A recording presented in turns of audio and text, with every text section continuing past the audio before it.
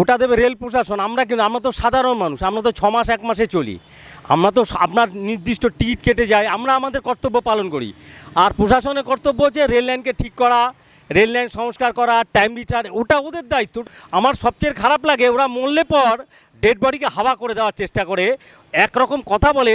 কটা লোক পেয়েছে রেলের পেনাল্টি বলুন তো মরে যাওয়ার পর? একটা তো পায়নি। কোনো পেয়েছে কেউ? খালি বলেছে এতজন মরেছে, সমস্ত কি? এটা ঠিক না।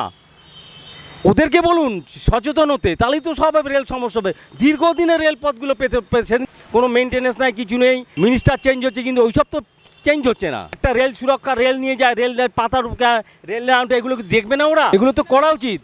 কই আমরা তো আমাদের যারা রেল যায় তারা তো বিনা টিকিটে কেউ যায় না, রিজার্ভেশন ঠিক মতন করে। এমনকি রিজার্ভেশন করতে গেলে দেখা যাচ্ছে অনেক দিন পর টিকিট পাওয়া যায়।